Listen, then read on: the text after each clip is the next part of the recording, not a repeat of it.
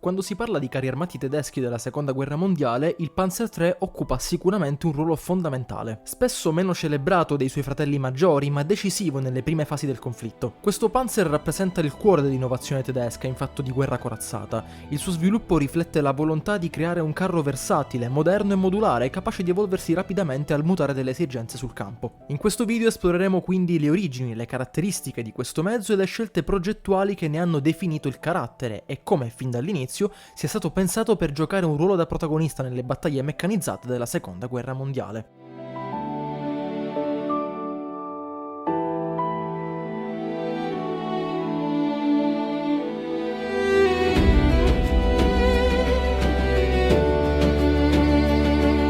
Negli anni 30 in Germania erano in corso diversi progetti di sviluppo di carri armati. Secondo due dei principali promotori di queste innovazioni, il Generalmajor Oswald Lutz e il suo capo di Stato Maggiore, ovvero l'Oberstleutnant Heinz Guderian, le future divisioni corazzate avrebbero dovuto basarsi su due tipi principali di mezzi. Uno destinato a combattere direttamente i carri nemici e un altro concepito come carro di supporto. E al primo compito fu assegnata la serie di quelli che saranno poi denominati ufficialmente Panzer III. Ma partiamo dall'inizio, parlando di uno dei primi progetti di carro armato tedeschi sviluppati alla fine degli anni 20, chiamato Leichtraktor, armato con un cannone principale da 37 mm. Il termine Traktor, ovvero letteralmente trattore in italiano, veniva utilizzato nel tentativo di ingannare le potenze occidentali sul vero scopo del mezzo, dato che, secondo il già menzionato Trattato di Versailles in un video precedente, firmato dalla Germania al termine della Prima Guerra Mondiale, lo sviluppo e la produzione di carri armati erano vietati. Nel 1930 i Leichtraktor furono trasportati in un impianto vicino a Kazan, nell'Unione Sovietica, con cui in quegli anni la Germania collaborava nello sviluppo di armamenti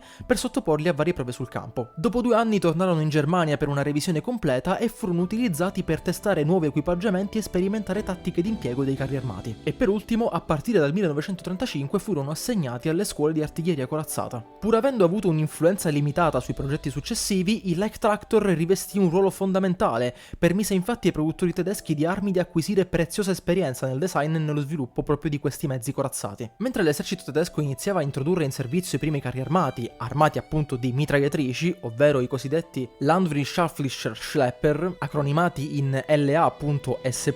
o se volete LAS, poi noti successivamente col nome di Panzer I, e successivamente i Panzer II armati con un cannone da 20 mm, si avvertì presto la necessità di un carro più protetto e dotato di un'arma principale più potente. Secondo la strategia militare corazzata dell'Inspektorat 6, ovvero Ispettorato per la meccanizzazione, questo nuovo mezzo era destinato principalmente a contrastare i carri nemici. Uno dei primi passi nello sviluppo di questo veicolo fu un incontro segreto alla fine del 1933, durante il quale i rappresentanti del Waffenprüfessen 6, ovvero l'ufficio tedesco per il design automobilistico dell'esercito, Krupp e Daimler-Benz discussero su chi avrebbe partecipato alla progettazione della torretta del nuovo carro, senza però intervenire sul progetto complessivo del telaio. Lo sviluppo del carro, che sarebbe poi diventato appunto, lo ricordiamo, il Panzer III, fu ufficialmente approvato in una riunione dello Stato Maggiore dell'Esercito l'11 gennaio 1934. Entro la fine del mese venne dunque autorizzato lo sviluppo di un veicolo corazzato e armato con un cannone da 37 mm dal peso di almeno 10 tonnellate. Il progetto prese il nome di ZW, abbreviazione di Zugführerwagen, ovvero veicolo del comandante di plotone, che gli fu dato come tentativo deliberato di ingannare le potenze occidentali, nascondendo la vera natura del mezzo come carro medio. Il primo ostacolo fu individuare quindi quali aziende tedesche fossero più adatte al progetto. In un incontro di fine febbraio del 1934 si decise di coinvolgere aziende molto note quindi come la Krupp di Essen,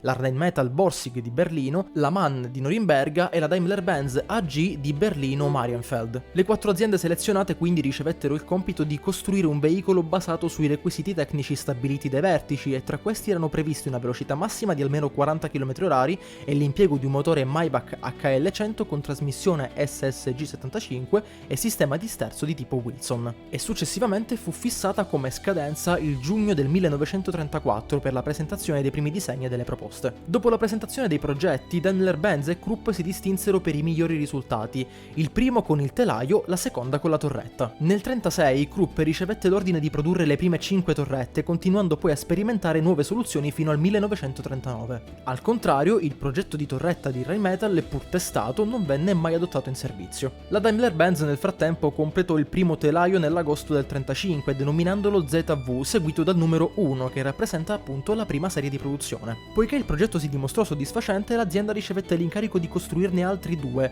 Si trattava dello ZV-3, che avrebbe costituito la base del Panzer III Ausf B, e dello ZV-4, alla base dei modelli Ausf C e D. Sebbene lo ZV-1 di Daimler-Benz fosse il prototipo su cui si sarebbe poi sviluppato il Panzer III Ausf A, tra i due mezzi esistevano alcune differenze, soprattutto nella costruzione e nella disposizione interna delle componenti. Nel corso dello sviluppo furono utilizzati anche diversi nomi tattici che mi rifiuterò di pronunciare e su cui sorvoleremo, fino ad arrivare al più comunemente usato termine Panzerkampfwagen, che fu utilizzato ufficialmente per la prima volta in un bollettino alla fine del dicembre 1934. In quel documento sostanzialmente la classificazione dei Panzerkampfwagen veniva ulteriormente suddivisa in Leichte, che veniva utilizzata per identificare i carri leggeri, Mittler per identificare i carri medi e per ultimo abbiamo Schwer, termine usato per identificare ovviamente i carri pesanti. Tuttavia gli equipaggi tedeschi li chiameranno semplicemente Panzer, in questo caso Panzer III o in tedesco Panzer III. La produzione quindi di questi Panzer iniziò nel 1937 con la versione Ausf A, il primo carro medio pensato per diventare il cuore delle forze corazzate tedesche. Nei primi anni i prototipi e le prime serie furono costruiti da aziende specializzate, ognuna con un compito preciso. Daimler-Benz si occupava dei telai, MAN delle torrette, mentre Henschel e Alket assemblavano i veicoli completi, trasformando i componenti separati in carri pronti per il fronte. Con l'evolversi del progetto, il Panzer III ricevette migliorie significative che analizzeremo tra poco, andando a trattare le caratteristiche tecniche e le differenze tra le varie versioni. Ogni nuova serie rappresentava quindi un passo avanti, frutto dei continui test e delle osservazioni raccolte sul campo. La produzione proseguì intensamente fino al 43 addirittura, con un totale di circa 5.774 mezzi realizzati. Tuttavia, il Panzer III non si limitò a questa cifra,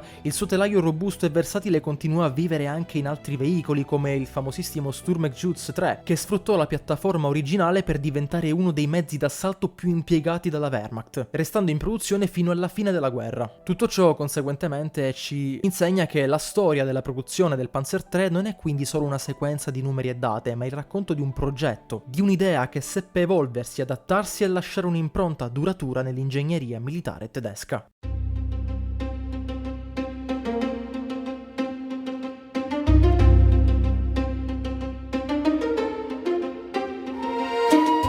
Tra le caratteristiche principali e che non subiranno modifiche sostanziali o che resteranno direttamente invariate, ritroviamo sicuramente ad esempio il numero di membri d'equipaggio, che sarà sempre di 5 uomini, il comandante, l'artigliere e il servente in torretta, e il marconista e il pilota nello scafo. Altre peculiarità saranno sicuramente il telaio e la forma dello scafo, che sì, vedrà alcuni piccoli aggiornamenti, ma che presenterà sempre un'estetica compatta e ben bilanciata, oppure il layout del suo armamento, vedendo sempre un cannone principale al centro della torretta e le classiche 2 o 3 mitragliatrici MG34 posizionate coassialmente al cannone oppure in casamatta. Detto ciò, buttiamoci ora in quella che fu l'evoluzione di uno dei carri più famosi di tutto il secondo conflitto mondiale, partendo dal suo primo modello, ovvero l'Ausf A. Il Panzer III fece il suo debutto con appunto il già citato Ausf A, denominazione che significa letteralmente modello A, e il cui prototipo da 15 tonnellate sarà armato con un cannone da 37 mm KWK-36 L46,5 e 2 mitragliatrici MG34. Dotato di sospensioni a 5 ruote con molle elicoidali, questo modello presentava una corazzatura sottile e una torretta brandeggiabile a 360 gradi. Lo scafo del Panzer III Ausf A era realizzato nello specifico in acciaio omogeneo privo di nichel, con uno spessore variabile. La parte anteriore presentava piastre inclinate dai 10 ai 14,5 mm, mentre i fianchi erano protetti anch'essi da lamiere da 14,5 mm di spessore. La parte superiore di esso invece aveva una protezione di 10 mm inclinato tra 85 e 65 gradi, mentre la parte inferiore era protetta da una piastra di soli 5 mm. Anche la parte superiore della torretta aveva uno spessore di 10 mm inclinato tra 81 e 91 gradi, e il mantelletto del cannone non era altro che una piastra arrotondata di 16 mm di spessore. Infine la cupola del comandante era protetta da 14,5 mm di acciaio su tutti i lati. Questa configurazione comunque offriva una protezione tutto sommato limitata, sufficiente solo contro i colpi di fucile e le munizioni perforanti di calibro ridotto. Impiegato brevemente durante la campagna di Polonia, l'Ausf A fu poi ritirato dal servizio attivo già nel 1940, ma rimase in uso come veicolo da addestramento. Dopo l'introduzione del Panzer III Ausf A, i tedeschi avevano ormai gettato le basi per un progetto solido, ma che, c'è da dirlo, offriva ancora ampi margini di miglioramento. Quando la Daimler-Benz completò i primi telai di prova dell'Ausf A nell'agosto del 1935, venne emesso un nuovo contratto per la costruzione di 2 ulteriori telai sperimentali. Questi, come già accennato prima, vennero designati come ZV3 e ZV4. Il primo, lo ZV3, sarebbe servito come base proprio per lo sviluppo del Panzer III Ausf B. In base a questo contratto, la Daimler avrebbe dovuto costruire 15 scafi e sovrastrutture del Panzer III Ausf B entro la fine del 1937, anche se non tutti sarebbero stati completati come carri armati veri e propri. Poiché l'industria tedesca non era ancora pienamente preparata per una produzione su larga scala di mezzi corazzati, vennero coinvolti diversi subappaltatori del progetto. La Krupp in particolare si occupò della produzione di 5 nuove torrette, mentre la Rheinmetall realizzò 5 cannoni da 37 mm e la sede principale della Krupp a Essen ne costruì altre 10, insieme ad altri 5 pezzi d'artiglieria. A completare la catena di produzione c'era anche la Svalwerk Harcourt Heiken, incaricata di realizzare i componenti corazzati destinati alle torrette. Una volta pronti, tutti i vari elementi venivano trasportati alla Daimler-Benz, dove avveniva l'assemblaggio finale. Entro l'inizio del novembre 1937, 8 veicoli risultavano completati e furono destinati principalmente alle scuole di addestramento per carristi. Gli ultimi 2 furono ultimati e assegnati all'inizio di dicembre dello stesso anno, segnando la chiusura della breve fase di produzione dell'Ausf B, un modello che introdusse una serie di modifiche mirate soprattutto a correggere i problemi tecnici emersi durante le prime prove, in particolare quelli legati al sistema di sospensione e alla mobilità complessiva del mezzo. La differenza più evidente riguardava proprio il carrello. L'Ausf A utilizzava una sospensione a 5 ruote portanti indipendenti per lato, sostenute da molle elicoidali, come già detto, che però si rivelò poco affidabile e inadatta alle sollecitazioni del terreno. Con l'Ausf B invece venne adottato un sistema diverso, composto da 8 piccole ruote per lato raggruppate in 4 carrelli doppi, ciascuno con una molla a balestra semiellittica. Questa soluzione garantiva una marcia più fluida e una migliore distribuzione del peso, anche se non risolveva del tutto i problemi di resistenza meccanica. A livello invece puramente estetico e strutturale le differenze erano meno marcate. Lo scafo e la torretta mantenevano linee abbastanza simili, ma la corazza fu leggermente riprogettata in alcuni punti per migliorarne la protezione e semplificare la produzione. Anche l'impianto di ventilazione e la disposizione interna vennero rivisti, così come alcune componenti meccaniche del cambio e della trasmissione, che furono rinforzate per gestire meglio la potenza del motore Maybach HL108 TR da 250 cavalli. In sostanza, il Panzer III Ausf B rappresentò un passo avanti nella ricerca di una configurazione più stabile e affidabile, ma rimase comunque un modello sperimentale utile soprattutto per affinare il progetto in vista delle successive versioni, ovvero le Ausf C e le Ausf D, che avrebbero continuato il percorso di miglioramento iniziato proprio con questo esemplare.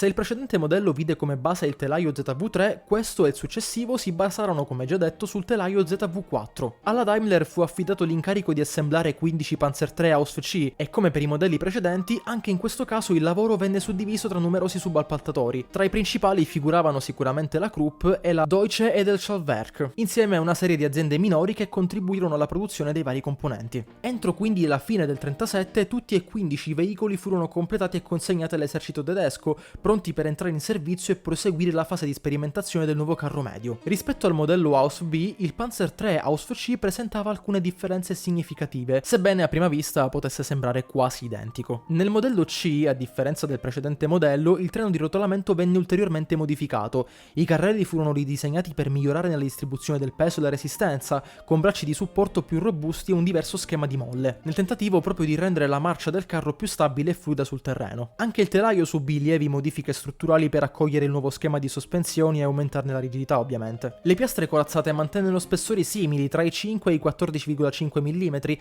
ma la disposizione dei punti di giunzione vennero rinforzati per una maggiore solidità complessiva. Dal punto di vista invece prettamente visivo, le differenze erano minime. Lo scafo e la torretta conservavano il profilo pulito e squadrato del modello precedente, così come l'armamento principale, rappresentato dal cannone da 37 mm KWK-36. Tuttavia, alcuni dettagli come le feritoie di ispezione e i supporti dei parafanghi furono leggermente modificati per facilitare la manutenzione. In sostanza, il Panzer III Ausf C fu la terza evoluzione della serie, un passo intermedio nel percorso di affinamento di un progetto ancora in cerca del giusto equilibrio tra mobilità, protezione e affidabilità meccanica. Il Panzer III Ausf D rappresentò l'ultima evoluzione della serie sperimentale, iniziata con l'Ausf A, e segnò il culmine di quella prima fase di sviluppo in cui i progettisti tedeschi stavano ancora cercando la formula ideale del carro medio. Questa versione introdusse diverse migliorie rispetto ai modelli precedenti, la più evidente delle quali fu il ridisegno del vano motore posteriore, reso più razionale e meglio ventilato, al fine di migliorarne le prestazioni e la manutenzione del propulsore. Esteticamente l'Ausf D conservava le linee squadrate e pulite tipiche dei primi Panzer III, ma con alcune piccole modifiche visibili. La forma delle prese d'aria posteriori e la disposizione dei modelli di accesso furono riviste, così come alcuni dettagli minori della torretta. Un'altra modifica importante riguardò invece il sistema di sospensioni, che ancora una volta venne nuovamente rivisto. Pur mantenendo lo schema a 8 ruote portanti, la disposizione e la struttura dei carrelli furono leggermente modificate per offrire una maggiore stabilità e una marcia più fluida su terreni accidentati. Rispetto ai precedenti modelli, il numero di esemplari prodotti fu più alto e fu anche il primo di questa prima generazione ad avere una vita operativa relativamente lunga. Alcuni esemplari rimasero in servizio fino al 41 addirittura, e probabilmente oltre, impiegati in compiti secondari o di addestramento. Riassumendo quindi, l'Ausf D rappresentò il punto di svolta tra la fase sperimentale e quella prebellica, gettando le basi per le versioni successive che avrebbero definito il vero volto del Panzer III. La costruzione di questi carri iniziò all'inizio del 38, ma i tempi di assemblaggio furono piuttosto lunghi, gli ultimi esemplari vennero completati solo tra luglio e settembre dello stesso anno. In seguito, nel 1940, la Daimler-Benz assegnò altri 5 scafi che vennero uniti a torrette provenienti dal Panzer III Ausf B, dando così origine a una piccola serie ibrida. L'Ausf D rappresentò quindi l'ultimo passo di una lunga fase sperimentale, il punto in cui la Germania, ormai invischiata nella guerra, cominciava a consolidare le lezioni apprese per dar vita al vero Panzer III operativo. Dal punto di vista strutturale, invece, la corazza restò sostanzialmente invariata, con spessori tra 5 e 14,5 mm, ma venne migliorata l'inclinazione di alcune piastre per aumentare leggermente la capacità di deflessione dei proiettili. Il modello D rappresentò quindi un passo avanti in termini di solidità e funzionalità, ma è importante notare che restava ancora un veicolo di transizione. L'ultimo esperimento prima che la Germania trovasse con le versioni successive il giusto equilibrio tra protezione, mobilità e potenza di fuoco.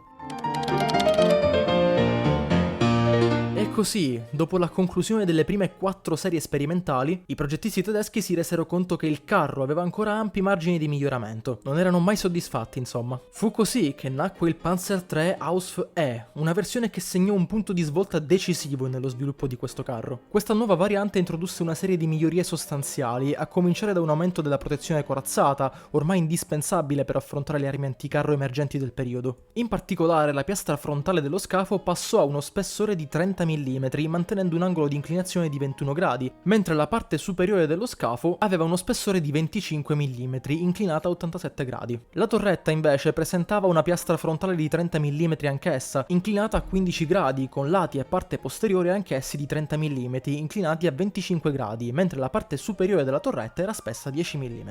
Il mantelletto del cannone, costruito con una piastra corazzata anch'essa di 30 mm, e il comparto motore posteriore con piastre laterali anch'esse di 30 mm e parte posteriore di 20 mm completavano il quadro di una corazza significativamente più robusta rispetto ai modelli precedenti, il cui numero chiave era a quanto pare 30. Questi miglioramenti alla corazza, combinati con l'adozione del sistema di sospensione a barre di torsione, trasformarono l'Ausf E in un carro mediamente protetto ma molto più affidabile, capace di sostenere il combattimento sul campo senza comprometterne la mobilità. La versione E dunque pose le basi per tutte le future modifiche corazzate del Panzer III, stabilendo un equilibrio tra protezione, peso e capacità operativa che le precedenti serie sperimentali non erano riuscite a garantire. Un cambiamento importante che il Panzer III Ausf E cambiò rispetto ai modelli precedenti fu la sua lunghezza complessiva. Quest'ultima infatti fu ridotta da 5,92 metri a 5,38 metri grazie a una riorganizzazione del vano motore e della trasmissione che permisero di accorciare la parte anteriore dello scafo. Questa modifica migliorò ovviamente la manovrabilità del carro, mantenendo comunque una buona protezione. La larghezza rimane invece invariata a 2,91 metri, mentre l'altezza fu leggermente ridotta a 2,44 metri, contribuendo a un profilo più basso e meno vulnerabile ai colpi nemici.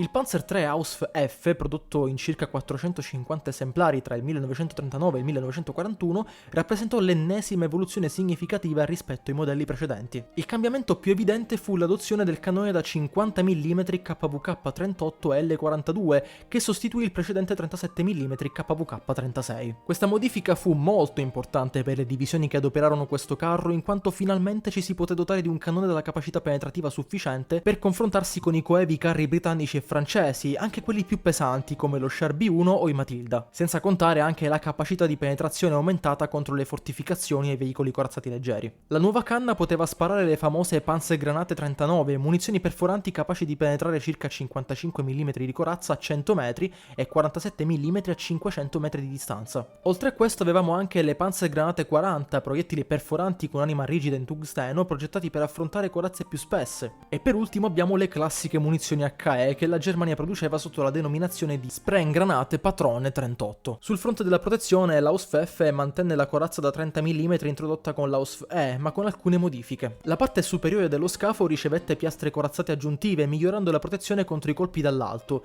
Inoltre furono apportate modifiche al mantello del cannone per rafforzare ulteriormente la difesa. Questi aggiornamenti contribuirono a migliorare la sopravvivenza del veicolo sul campo di battaglia e si beneficiò anche dell'adozione della sospensione a barre di torsione già introdotta con l'Ausf-E, che migliorò la stabilità e la manovrabilità del veicolo. La trasmissione semiautomatica Maybach Variotex SRG 328-145, sebbene complessa, offriva però una buona velocità di marcia raggiungendo i 40 km/h su strada e circa 15 km in fuoristrada. L'autonomia operativa invece era di circa 165 km su strada, permettendo al Panzer III di operare efficacemente in diverse condizioni tattiche. Come già detto, alla fine la Germania metterà in campo ben 400 carri di questo modello e, detta proprio terra-terra, sebbene non fosse privo di limitazioni, come ad esempio la necessità di una maggiore potenza di fuoco per affrontare carri nemici più pesanti, l'Ausf consolidò il ruolo del Panzer III come elemento chiave nelle operazioni corazzate tedesche, dimostrandosi ancora una volta all'altezza delle sfide del campo di battaglia, almeno fino al 42-43.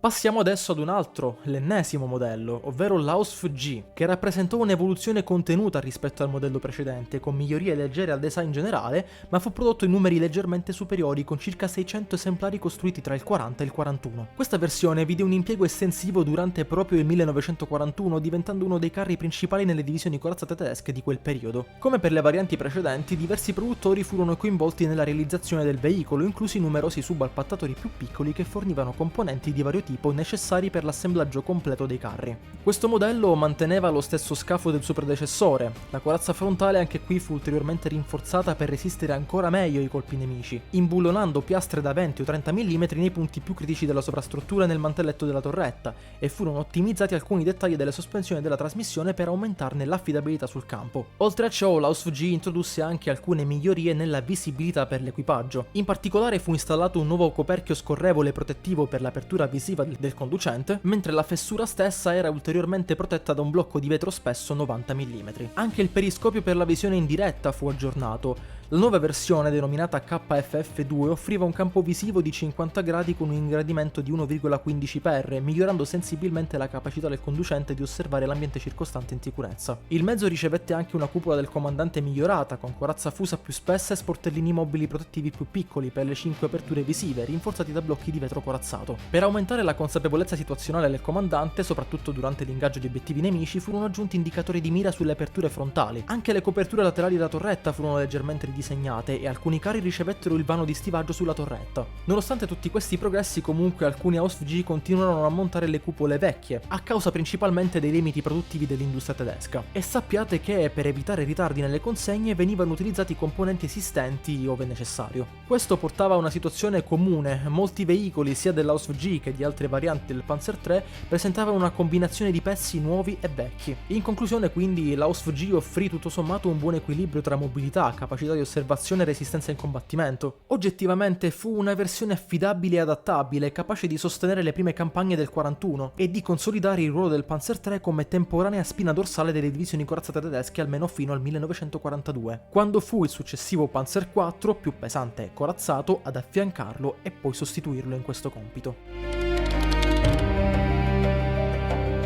Il Panzer III Ausf-H rappresenta una delle evoluzioni forse più significative del carro medio tedesco, caratterizzata da modifiche strutturali che ne migliorarono le capacità operative rispetto ai modelli precedenti, come si è detto in realtà per tutti gli altri modelli. Partiamo col dire che anche in questo modello fu mantenuto il buon 50 mm KWK-38 e la corazzatura fu sensibilmente migliorata con piastre supplementari da 30 mm, giungendo a 60 mm totali sul fronte e retro dello scafo e sulla sovrastruttura anteriore. La parte posteriore della torretta invece fu completamente ridisegnata e dotata di una singola lastra da 30 mm. L'ispessimento delle protezioni comportò l'aumento del peso a 21,8 tonnellate, ma le dimensioni rimasero immutate. Il nuovo modello fu ordinato in 759 unità a gennaio del 39, ma l'imminente entrata in servizio della versione J e il largo impiego del KWK-38 L42 sull'Ausf G ridussero la richiesta di oltre la metà. La produzione dell'Ausf H iniziò alla fine dell'estate del 40 e fu interrotta nel marzo del 41 per un totale di circa 430 mezzi operativi. Questo modello comunque si dimostrò, nonostante gli anni del suo telaio sulle spalle, ancora particolarmente resistente alle armi anticarro coeve degli alleati, quali l'Ordnance QF 2 Libre britannico, il 37 mm M5 statunitense e il 45 mm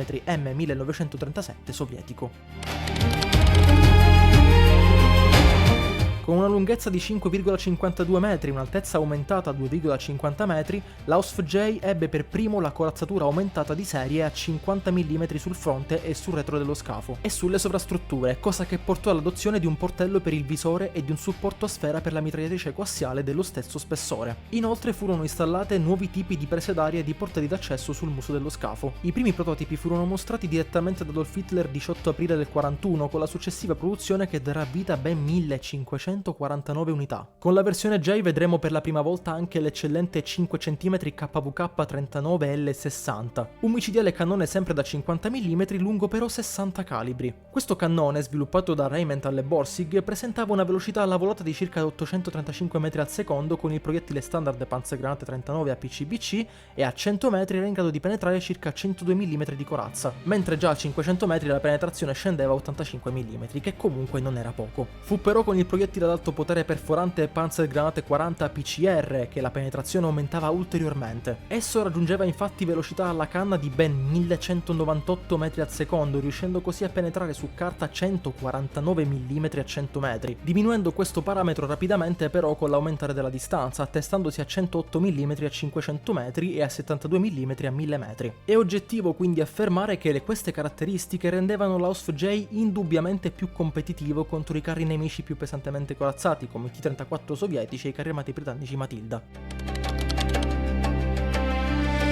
La produzione del nuovo Ausf L cominciò alla fine del 1941 e terminò nell'estate del 1942, vedendo un totale di circa 1300 esemplari costruiti e operativi. Siamo ormai entrati nel vivo degli anni della seconda guerra mondiale e sia gli alleati che i sovietici stavano migliorando sempre di più i loro arsenali, schierando mezzi sempre più competitivi come gli M4 Sherman, i già rodati Matilda II e dal lato russo i temuti T-34, in versioni sempre più aggiornate. In questa situazione ovviamente i tedeschi non volevano certo rimanere indietro. Tra le modifiche da citare in questo caso abbiamo ovviamente corazze rinforzate spesse fino a 50 mm di base, ma ulteriormente rinforzabili con l'aggiunta di ulteriori piastre leggermente distanziate da 20 mm.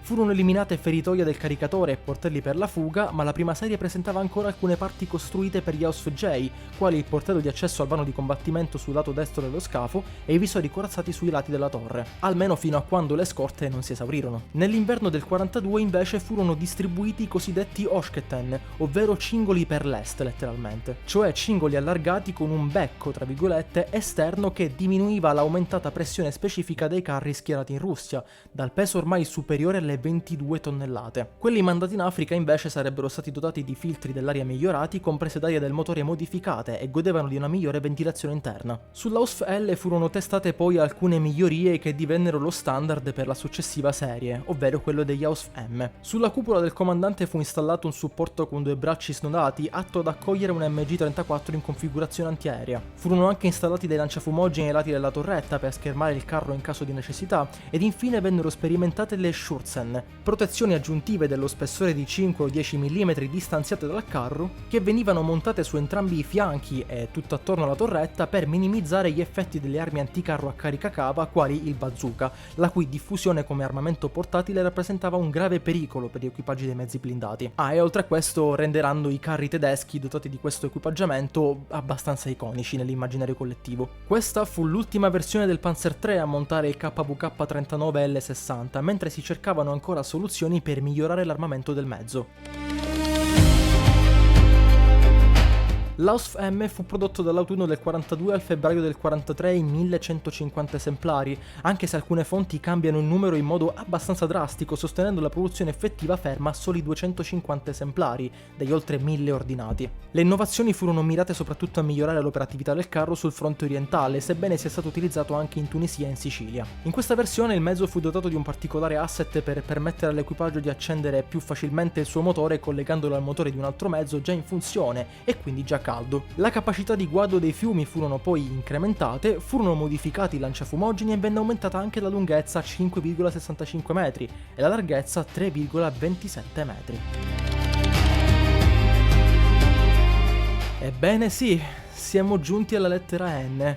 Wow. E mentre le mie corde vocali non fanno altro che implorare pietà, noi continuiamo dicendo che questo è anche l'ultimo modello effettivo principale della serie Panzer III. Fu proprio questa la prima versione a montare finalmente un cannone da 75 mm KWK-37 L24, armamento delle prime versioni tra l'altro dei Panzer IV, che si rese disponibile in grandi quantità quando quest'ultimo fu riconvertito al 75 mm lungo per la lotta anticarro. Non so però quanto sia corretto chiamarlo upgrade, in quanto sì, il calibro venne aumentato, ma il cannone corto non garantiva per nulla gli stessi valori penetrativi del precedente 50 mm lungo. Se infatti con quel cannone il Panzer III poteva contare su una velocità di volata di più di 1000 metri al secondo, con il nuovo tra virgolette cannone questo valore scendeva vertiginosamente, arrivando a 385 metri al secondo. Questo perché il cannone del Panzer IV è semplicemente considerabile più un obice, piuttosto che un vero cannone ad uso controcarro. Questa caratteristica sancì quindi un declassamento, diciamo, del ruolo tattico di questo modello. Da veicolo da prima linea adibito alla lotta controcarro divenne ben presto quindi un veicolo da appoggio, adatto quindi a contenere gli attacchi della fanteria avversaria. La produzione durò da giugno del 42 fino all'agosto del 43, totalizzando 700 Ausf N, tutti su scafo di vecchi modelli, e diversi esemplari realizzati nell'ultima parte del ciclo di fabbricazione, a causa delle difficoltà croniche dell'industria tedesca di quel periodo, ebbero montate la cupola dei Panzer IV Ausf G, oppure venne direttamente modificata quella già installata mediante l'aggiunta di un portellone ad anta singola. In definitiva quindi l'Ausf N, conosciuto anche come Sturmpanzer III, combinava l'esperienza maturata con tutte le versioni precedenti, con modifiche mirate più che altro alla semplicità, alla sopravvivenza e al ruolo di appoggio sul campo. Oggettivamente, pur non essendo più all'avanguardia come carro da linea, si dimostrò un mezzo però ancora affidabile e resistente, in grado di svolgere compiti di supporto efficacemente fino alla fine del conflitto. Queste furono però solo alcune delle numerose varianti di questo mezzo. Alcuni modelli secondari e per alcuni addirittura sconosciuti sono ad esempio i veicoli Flampanzer III, letteralmente dei Panzer III lanciafiamme, e carri sperimentali come lo ZV-40. Nel 1941 circa 20 Panzer III Ausf G furono equipaggiati con sistemi di sospensioni prototipali derivati da questi progetti, che sostituivano le sospensioni standard con ruote interbloccate supportate da barre di torsione, eliminando la necessità dei rulli di ritorno. Questo design innovativo avrebbe poi ispirato, come credo alcuni di voi avranno intuito, i più avanzati Panther e Tiger, o Tiger per i maniaci della pronuncia tedesca, migliorando notevolmente le prestazioni dei veicoli. Tuttavia, col progressivo invecchiamento del telaio del Panzer III, il progetto fu abbandonato, rimanendo una curiosità storica all'interno della lunga evoluzione del carro medio tedesco. E questi sono solo alcuni dei numerosi mezzi nati dal telaio di questo vecchio bestione, ma che non vi racconterò in questo video perché già siamo a più di mezz'ora. E adesso manca il suo impiego operativo.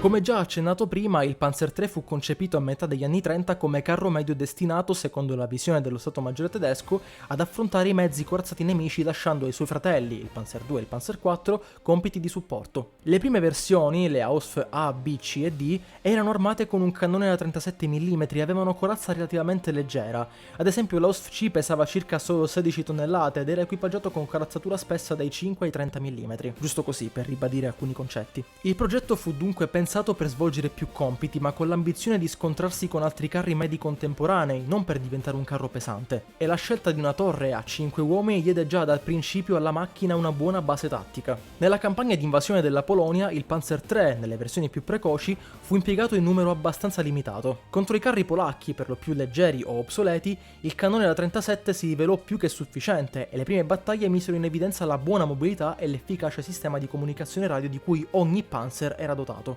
Tuttavia la corazza era ancora troppo sottile e diversi carri furono messi fuori combattimento da artiglierie o mine, mostrando la necessità di rinforzare per forza la protezione. Dopo la campagna di Polonia, le versioni più vecchie del Panzer III furono ritirate dal fronte e utilizzate per l'addestramento, mentre la produzione delle versioni successive, meglio protette e più affidabili, proseguì. Nel 1940, durante l'invasione della Francia e dei Paesi Bassi, il Panzer III divenne il vero protagonista delle Panzerdivision. Circa 350 esemplari presero parte alle operazioni, in gran parte nelle versioni E ed F. Contro i carri francesi più leggeri come gli Hotchkiss, il Panzer III si comportò bene, ma contro modelli più pesanti come lo Sharp B1 e il Matilda britannico, il suo piccolo cannone da 37 mm si rivelò inefficace. Possiamo dire quindi che la superiorità tedesca derivava allora più dalla tattica che dalla tecnica. I carri tedeschi erano rapidi, manovrabili e comunicavano costantemente via radio, mentre le forze alleate combattevano in modo più rigido e soprattutto disorganizzato. Alla fine della campagna, tuttavia, lo stesso esercito tedesco riconobbe che il cannone da 37 mm non era più sufficiente. Venne deciso quindi di equipaggiare il Panzer III con un'arma da 50 mm più potente e capace di affrontare i carri nemici moderni. Nel 1941, durante le invasioni della Jugoslavia e della Grecia, il Panzer III partecipò in modo consistente. Le versioni più recenti, come la AUSG, disponevano ormai del cannone da 50 mm di una corazza più robusta. In quei teatri dove i nemici erano meno moderatamente equipaggiati e i terreni spesso montuosi, il Panzer III ebbe un comportamento eccellente. Le perdite furono ridotte e il carro si dimostrò versatile, rapido e affidabile, continuando a confermare la validità del progetto. Ma il vero banco di prova arrivò nell'estate del 41, con l'operazione Barbarossa. All'inizio della campagna la maggior parte dei carri tedeschi di medio calibro era costituita proprio da Panzer III, armati in parte con cannoni da 37 mm e in parte con i nuovi da 50 mm. Nei primi mesi il Panzer III ebbe la meglio sui vecchi carri sovietici BT e T-26, ma il quadro cambiò bruscamente quando comparvero i nuovi, ma conosciuti già dai tedeschi, T-34 e KV-1. Contro di loro il cannone del Panzer III non era più sufficiente, spesso serviva avvicinarsi a meno di 50 metri per riuscire a perforare la corazza nemica, e questa distanza in uno scontro tra carri significa praticamente sparare a bruciapelo. Anche la protezione del carro tedesco risultava quindi ormai inadeguata contro i potenti cannoni sovietici. Nonostante la loro maggior capacità di visione del campo di battaglia rispetto ai carri russi, le divisioni tedesche segnalarono comunque gravi difficoltà e perdite crescenti, tanto che a fine del 41 centinaia di Panzer III erano già stati distrutti o abbandonati. Da quel momento il carro cominciò a perdere il ruolo di protagonista del fronte orientale, sostituito progressivamente dal Panzer IV, meglio armato e più adattabile. Parallelamente il Panzer III fu impiegato anche in Nord Africa, come già detto, dove costituì l'ossatura corazzata dell'Africa Corps di Rommel. Nel deserto i carri tedeschi si comportarono inizialmente molto bene, la loro mobilità e l'affidabilità meccanica permisero manovre rapide e decisive contro gli inglesi. Tuttavia anche qui il cannone da 50 mm cominciò presto a mostrare i propri limiti contro i carri britannici più pesanti, come i già citati Matilda II, la cui corazza poteva resistere ai colpi tedeschi da medie distanze. Le condizioni ambientali, con sabbia e caldo estremo, imposero inoltre modifiche tecniche, vennero installati filtri d'aria potenziati e sistemi di raffreddamento aggiuntivi. Ma nonostante tutto, il Panzer III rimase un carro apprezzato dai suoi equipaggi per la facilità di guida e la buona affidabilità meccanica. Ed è proprio qui che cominciò inesorabilmente il declino del Panzer protagonista del video. Dal 1943 in avanti la guerra aveva ormai cambiato volto. Sui campi di battaglia comparivano giganti d'acciaio come il Panther e il Tiger, simboli della nuova generazione di mezzi corazzati tedeschi. Di fronte a simili mostri, il Panzer III, un tempo protagonista indiscusso delle prime vittorie del Reich, non era più in grado di imporsi. Le ultime versioni, le Ausf L, M ed N, tentarono di tenere testa all'evoluzione del conflitto con corazze più spesse, piastre aggiuntive e in alcuni casi con un cannone da 75 mm corto, lo stesso che aveva equipaggiato, lo vogliamo ribadire, le prime serie dei Panzer IV. Ma era ormai una corsa contro il tempo, la tecnologia aveva superato quel progetto nato nei tardi anni 30 e il Panzer III si ritrovò relegato a ruoli di secondo piano. Da carro medio di punta divenne un veicolo di supporto, un mezzo da addestramento, un semovente o un carro comando. Molti esemplari furono riconvertiti in mezzi d'osservazione d'artiglieria o trasformati per compiti logistici. Il suo glorioso passato da protagonista delle campagne lampo divenne quindi un ricordo lontano. Eppure, nonostante questo, il Panzer III non scomparve del tutto. Continuò a combattere, stanco ma tenace, fino agli ultimi mesi della guerra. La sua presenza, anche nelle fasi finali del conflitto, fu il segno di una macchina solida, costruita con intelligenza e visione. Non più un predatore, ma un veterano, sopravvissuto al proprio tempo, testimone silenzioso di un'epoca che stava tramontando sotto il rombo di armi sempre più devastanti. Il Panzer III fu però davvero, almeno inizialmente, la punta di lancia con cui la Germania aprì la strada alle sue prime vittorie. rapido, preciso, spietato. Ma come ogni lama temprata nel fuoco della guerra, anche la sua finì per consumarsi. Rimane dunque l'immagine di quel carro che per un momento parve invincibile, per l'appunto l'iniziale punta di lancia che squarciò il silenzio d'Europa e segnò l'inizio dell'era dei veri carri armati moderni.